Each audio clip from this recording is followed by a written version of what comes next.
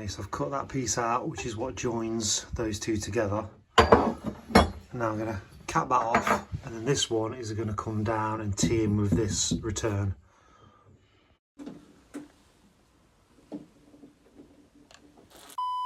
Are you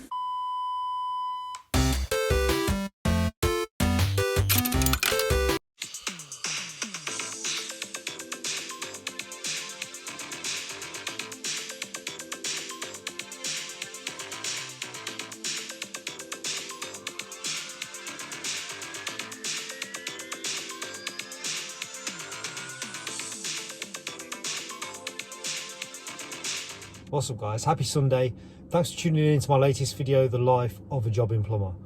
So the title of this week's video, The Customer Lied, it's there to obviously get your attention, but it's to make a point that if you're doing a repair on a system or a boiler, you need to get the information from the customer, as much information as possible, before you even start looking at it, because there can be some clues in what they tell you to what the problem is, and if they lie to you, then it's going to make your job a whole lot harder, because by withholding certain information it might make you look in the totally wrong place, and that's what happened on this job.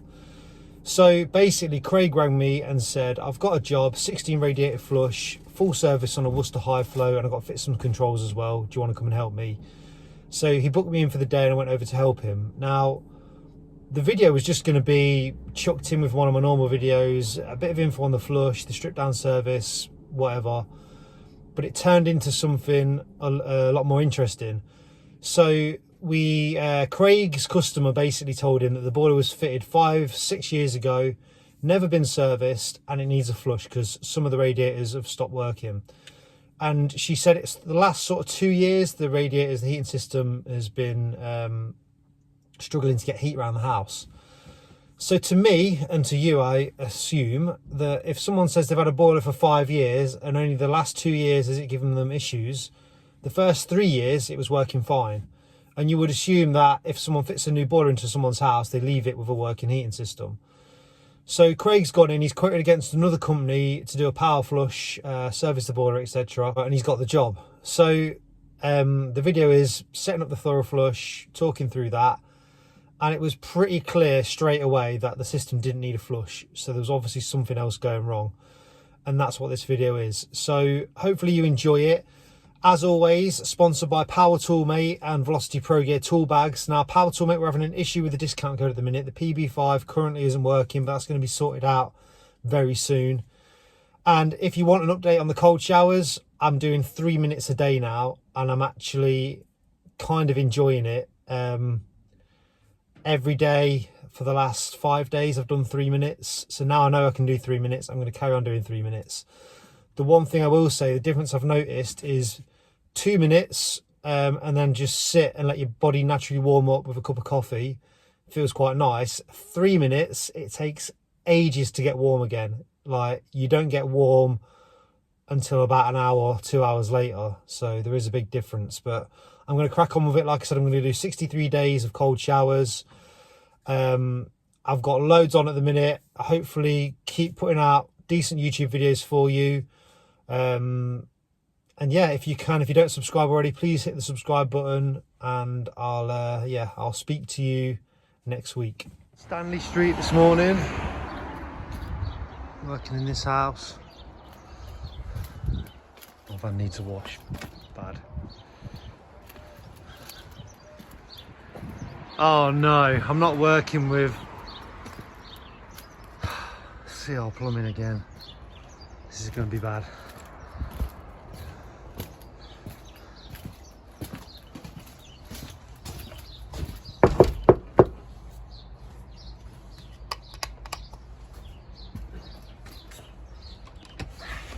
What time do you call this? Oh, not you again. Right, Craig, what's the job? So we've got 16 radiators to flush through, full strip service on a Worcester high flow, and putting on new controls as well as changing a couple of parts in the toilets.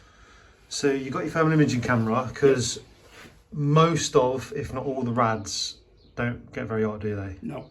So the goal is get every single radiator perfectly hot. Blow the socks off when they walk in the door tonight, and then hopefully you'll get recommendations because this is your local area. So let's go around, we'll do a before and after, we'll film some of the rads through the thermal imaging camera. You've got the Fleur. Kindly donated by Ricky from Thorough Flush. So that's not yours, you borrowed that? No, yeah, Ricky. And then I've bought my Testo. So we'll go around, we'll have a look at some of the rads, get a good picture of how they're performing now, and then we'll do it again at the end so we can see the improvement, and then obviously you can show your customer as well, but hopefully they'll know when they walk through the door the difference, and they'll be able to put their hand on the rad. Right, let's go and have a look at a few rads. So just stand back a bit because they work better further away. So this is just a single panel rad in the kitchen. So what you got, get a bit closer. Top of your rad saying 38, and then at the bottom about 30. Let's just swap places. 29. So if you use my Testo, I'm getting about 56 at the top. But then by the time we get to the bottom, it's over 20 degree difference, down to 30, 29. So this is, what's those red dots? Do you have to pull a trigger on? Well, this is just like a, if you want to take a picture as well, so it's about saying... Well, that's taking a photo? It can do, yeah. Oh, okay. So I can do that. But can you send that to your phone? Or? It goes onto an SD card. SD card, and I think you can look through them all and everything. What's the model on that one? It is the... should be up there. Turn that on. TG165. I think you can probably take photos of mine, but I've not looked into all the features. I know this one's Bluetooth, you can Bluetooth stuff straight to your phone, but so this one we've got about 40 degrees, 42 degrees at the top, and it is quite cool at the bottom. And we've had the heating on for about an hour now, so 18, 19 degrees. So that one's definitely got circulation problems. So this is a particular problem one that she complained about, upstairs bedroom. So if we look at that one,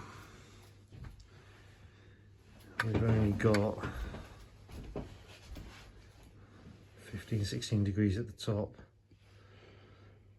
and very cold at the bottom. Let me just feel that. Oh yeah, stone cold. That's freezing cold, so that one don't work at all. We have already on this one took the TRV off and checked that, the pin's free. So hopefully we'll give this a good flush out and it'll be good as gold at the end.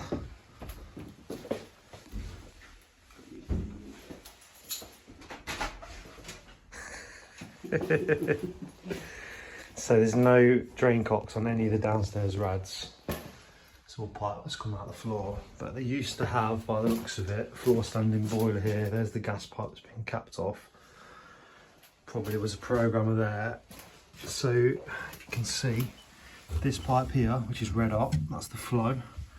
And then the one that bends down there is the return, and we have got a drain cock just there. So what we're going to do is drain a bit of water out the system.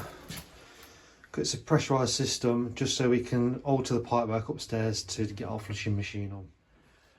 He's got his big CR plumbing mats, they're cool, with all his details on. These are the same as the mats I've got. If you want something like this, you can have your own design, or you can get Tom to design it for you, but it's stickers and that. I'll leave the link to his site in the description. Stickers and that, I've got a discount code with Trade Legends, which is the podcast I do. So I think if you're buying anything from Stickers and that, use Trade Legends and you should save yourself some money. So it's got a Worcester high flow floor stander upstairs in the old airing cupboard. We have got an old Magna Clean there. So what I think we're going to do is attach the Magna Cleanse filter. Now Craig's not got a Magna Cleanse, so I've bought mine. And then we've got a thorough flush to do a mains flush. So once we've drained some water off, what we're going to do is press 2 T's in on the flow and return as flushing points to get a thorough flush on, and then we'll fill the thorough flush or flush the system from here. This is cold mains, that's the filling loop for the boiler, and then just isolate the flow and return from the boiler so we're not flushing through the boiler. Yeah, that's the plan.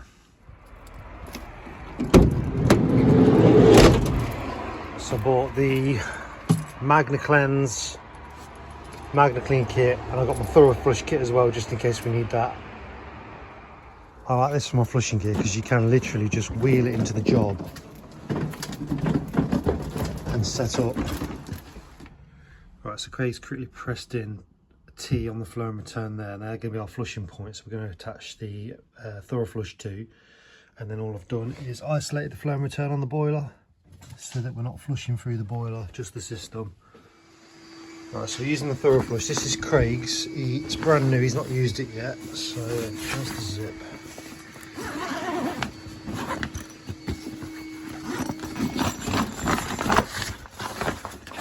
Okay, so we've got all the hoses there.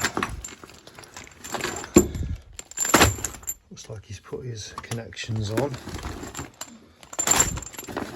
And then we've got the actual unit. Okay, so we'll get that through connected and I'll talk you through it. So he's put on most of the connections, and then you also get this bag of different flushing adapters. Do you get the pump adapters, or have you bought them separate? So I don't think you get those in it, but a lot of different connections and stuff you do get with it, because then you can set this up to whatever system you're flushing on.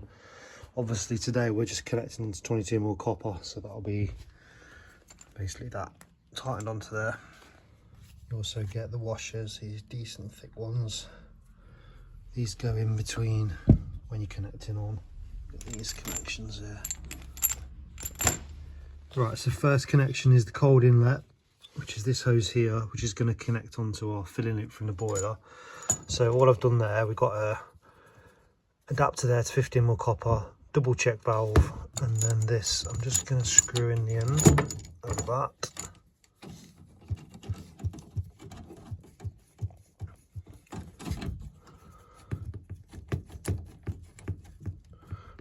That, hopefully, with that isolated, that's on, we can open the cold water.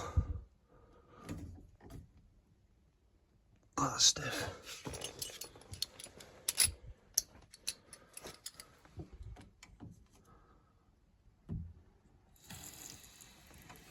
It shouldn't piss out anywhere.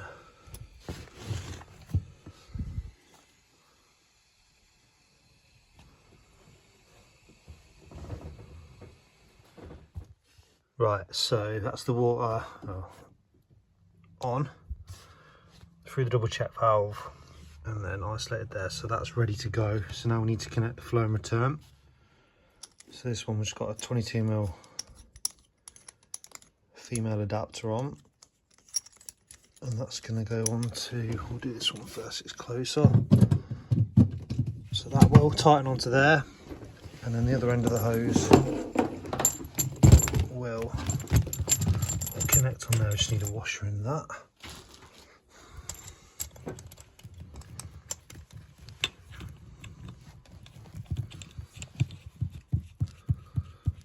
So that's going on there, and then this hose, same principle, is going on that one. Okay, so that's all those three connected. The inlet, flow and return, they're connected onto the pipework, so then all we need is the hose from the outlet to the drain. Right, so we're all set up and ready to go. Now there is different types of flushing machines that you can use. Traditional power flush machine has its own pump, and that pumps the chemical around the system to clean the system up. A Magna Cleanse is a magnetic system filter, which relies on the system pump to pump around the system. And then this is a mains flush, which requires cold mains basically to flush the rads out. So this is only really good if you've got decent mains pressure. Now I'll just show you. This is the cold out the bath tap.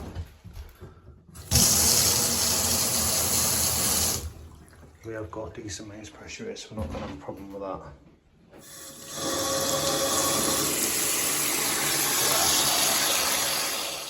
Right, so we're ready to go. So we basically shut every radiator in the house apart from the one in the bedroom there, which wasn't getting hot at all. So we're going to start with that one. So we've got A here is connected to our flow there. B is connected to return. The boiler's isolated, so it's going to go into the system, to that rad, back from that rad, through that Magna Clean still, but then back through our thorough flush and then out to the drain. So hopefully if it's blocked, we should see this hose here get black pretty quick. So if I open, so we're going through port A, which means it's going to come in here, through the flow and back here and then out to the drain. So let's put cold water on. Yeah, God, these are all stiff.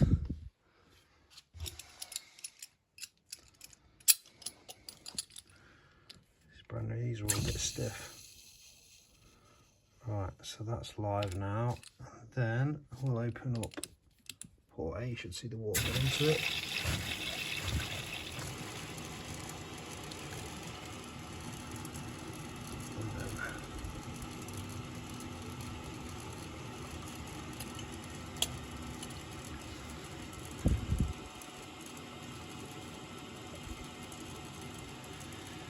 I'm going to gradually open this so let it go to the outlet. We should see it come through the return.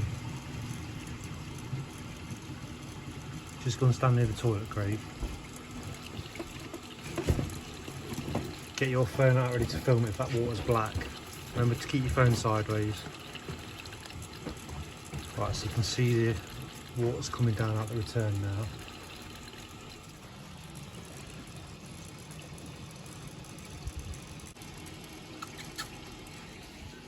Hello.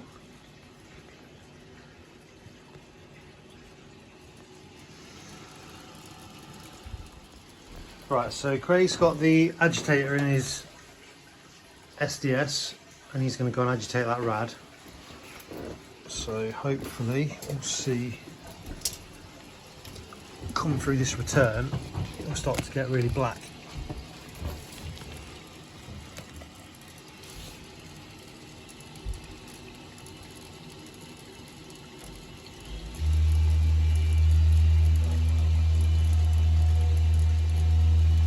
You got it on hammer? Craig? You got it on hammer? Yeah, that's on hammer. That's it. Do it just on here. On this bit, not on there. Not on the actual uprights. Yeah.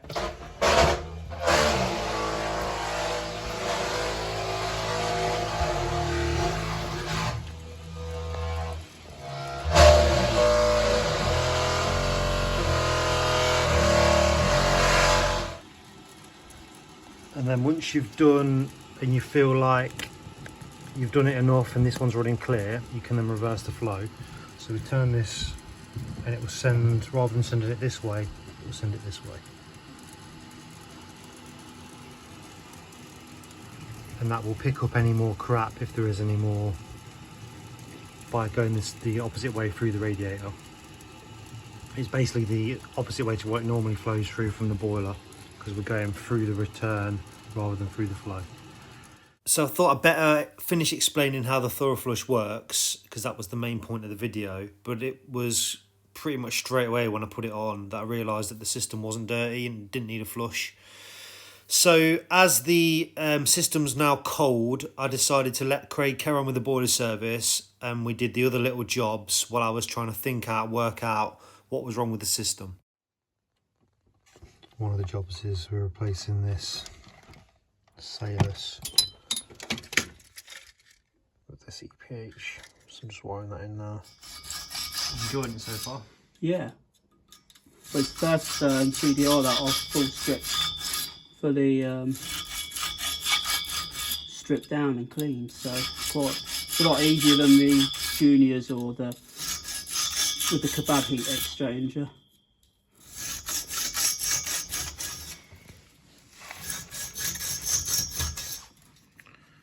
Fan, burner, that's the lid. He's got all the seal kits. I'm just watching. Right, while you're doing that, I'm going to go and fix the toilet. Yeah, got that sink to do, haven't we, as well? Sink. Where it's leaking near where that stop tap is. Looks like it's just the ISO he's Okay. at. I'll look at that. Yeah, it's a bit high. So we need a new washer in here. Oh, that's an easy job. So turn the water off.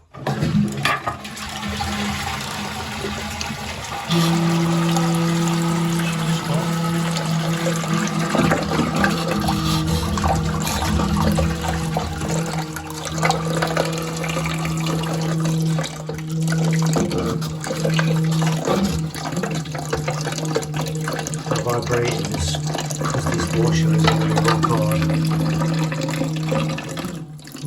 Get it out.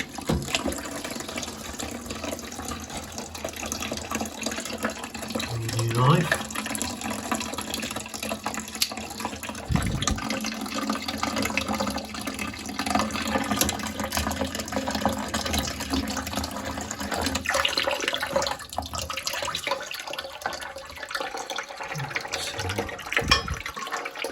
New one of them.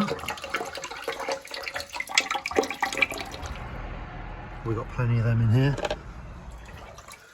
You show you the difference. There's the new one, thickness, and there's the one that's coming out. So that is going to go.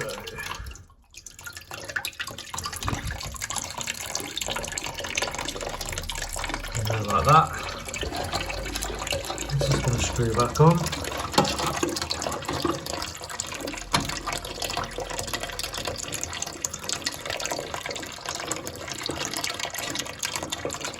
Like that.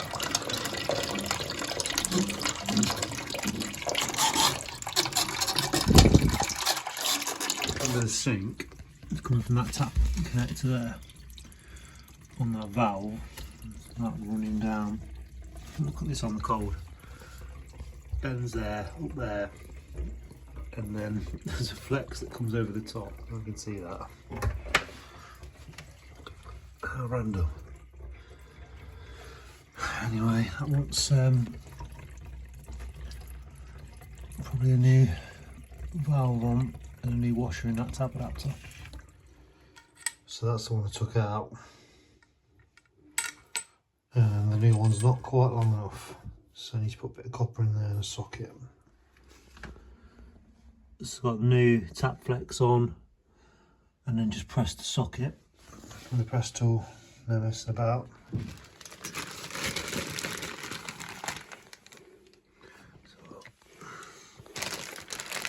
Not the worst I've seen, but you know, obviously the new ones. So clean that out. It's basically going to wash all that crap down into the sump, and then he'll take the condense trap out, clean the condense trap out. It's a nice enjoyable little service, this one.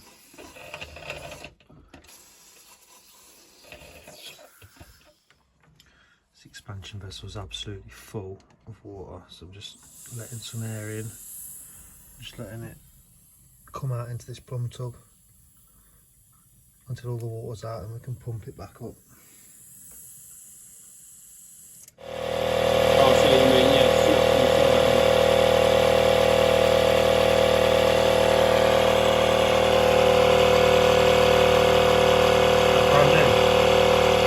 well, that is probably 5 months. Well, I'll just kept the sticker on it. Right, leave it on for a minute, see if it holds. Just took the sticker off now. Still 1.5, so take that off. Happy with that. That's that sorted.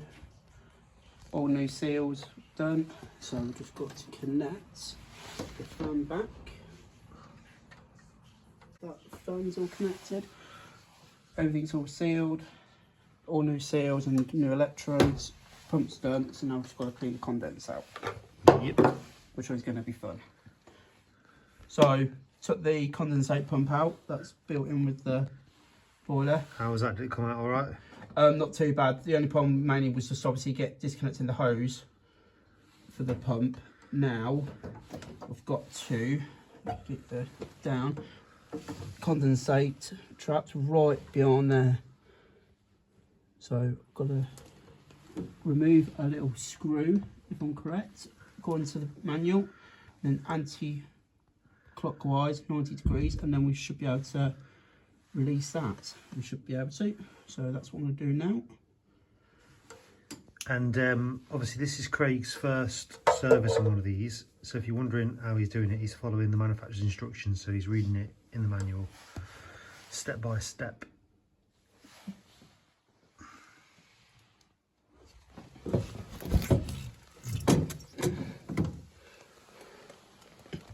How was that to get out? Pain in the ass, but look at the state of the bottom of it. Well, that's because that's what you cleaned through though. Yeah. This job's turned into a bit of a brain scrambler. So this boiler was fitted apparently about 5 years ago, and the heating issues they've had with no radiators has been over the last sort of 2 years. It's got gradually worse. Now, we did the flush and it was clean as a whistle. We didn't get anything out. So, thinking there's something else wrong. Maybe it's that pump's not powerful enough to move the heat around the system. Maybe there's something going on with the pipework. So, started investigating the pipework. Now, we've got here these two 28mm pipes, and these are the only 28mm pipes that go into the ceiling below. One is on the return to the boiler, got the filter on it, and one is the flow from the boiler. So flow and return here. Now I'm going to take you down to just below here. So this is the room below. Now that's where the boiler was, the old boiler. Took this panelling off, and then there's panelling on the ceiling as well, which I've took off. And you can see, if I get my phone up there, look at that. Those two pipes there that come down together are 28mm, the flow and return I just showed you above. And then they run all the way along. They go up in 22 there into the floor, so I guess that's the upstairs heating circuit, and run along low level here, all the way along. And this is them here, the two 28s. It's the only 28mm pipes. Then they come into here, so that's 28mm, 28mm. And this one, which has got the red tape on, which is the flow, this one gets red hot, tees into that one, comes down here, tees to go down under the floor, but also goes this way and connects in with the other 28mm, which I assume is the return. So both those flow and returns join in together and go down into the floor there.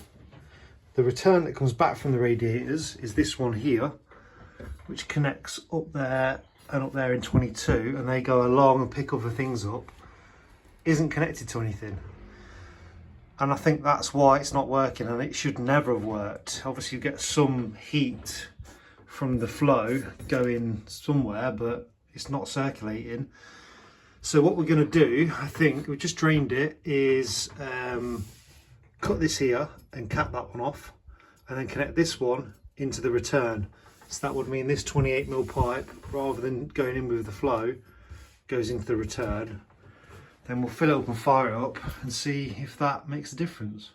Right, so I'm at the editing stage, and I don't know if I explained this bit well enough, so I'm just going to do it again with a diagram. So I've drawn the boiler here, and I've got the two pipes, just flow and return, go into the ceiling void here. So if we follow the flow that's obviously getting pumped from the boiler, the heat's coming from the boiler, it picks up the upstairs radiators in the ceiling there, and then it carries on and comes downstairs into the floor, and then goes through the downstairs into all the downstairs radiators. Now, ordinarily, we'd have the return coming out, which would then come along, up, connect onto the return here and go back to the boiler, and that would be our circuit. But it doesn't. The return also tees in with the flow. So now we've got a short circuit there, which the boiler's circulating through, and then some of the heat is just making its way to the radiators after it's been on for a few hours. It's not actually in the circuit, so we're not getting the return from the rads. The actual return from the rads comes along. It also comes up in this cupboard into the ceiling and then picks up some of the upstairs rads, but it doesn't actually connect in with the boiler. So that's why the system wasn't working as it should. Okay, so I've cut that piece out, which is what joins those two together. And now I'm going to cap that off, and then this one is going to come down and tee in with this return. Right. Right, so I've ordered the pipework. So that was the shortest route. We've now got independent 28mm, hopefully flow. No, I think that'll be the flow, and that'll be the return. What I didn't do though is do this with a thermal imaging camera before we made the alteration, but hopefully we'll use this and we'll see when it's on the difference in this pipework now. Right, so just fired the boiler up. So that's our 28mm now. Flow comes down. There's our new bit of pipe. The reason you can't see it so well is because that pipe's quite shiny compared to the other. So that's going down into the floor and then back up there. And then hopefully in a minute, this pipe next to it, this pipe here, one that crosses over, should start to get warm as it starts to return. Hopefully anyway. So it's good news. Flow is nice and hot. It's now returning nice and hot. All of the radiators, even the one in the bedroom that never got hot, is now red hot. So it was something as weird as that. This bit of pipe work here was at fault, and now it's working lovely. And this is that kitchen rod that was cold. We're now within 5 degrees, top and bottom. And that's the same throughout the house. It's just performing perfectly now. This little bedroom one was completely stone cold. That's just been is now red hot. It's proper satisfying that we worked out the issue and solved it, and the customer's really happy as well. Right, so obviously now you've seen that job that me and Pete did yesterday. Quite a head scratcher. Didn't even need to be, really. Like I say, I feel like I've learned quite a lot now from doing this job. So in future now, if obviously I get asked to do a power flush or anything, I'm going to just be asking why you need a power flush. Is it because you just want one, or is there a reason behind it? Has anyone told you to have one? Because obviously I'm being led to believe that this system's always worked since they've had this new boiler, and it's only been the issue for the last couple of years. Obviously, if me going on from this information, I have quoted for a flush, done the flush, everything's been quite clear, nothing really suggesting that there was any issues with it. So obviously after that, I would have turned around and think, right, well, obviously there's a problem with the pump on the boiler, and I would have ended up changing the pump, and it would have still been the same situation. If I had known in the first place, obviously, if it's been like this since the boiler was installed about 5, 6, 7 years ago, then I would have knew straight away we obviously have a pipework issue. So we've been obviously doing the flush, as well as we've been looking at the pipework to see what's obviously going on there. So definitely a head scratcher, definitely a learning curve, because as obviously newly qualified and not long been in the game, only 6 years, you're still learning everything. So it's the one thing I do like about this job. So yeah, definitely a head scratcher, but we got there in the end. And the main thing is now the customer has actual heating around our house for the first time in 6-7 years. So yeah, definitely worth it.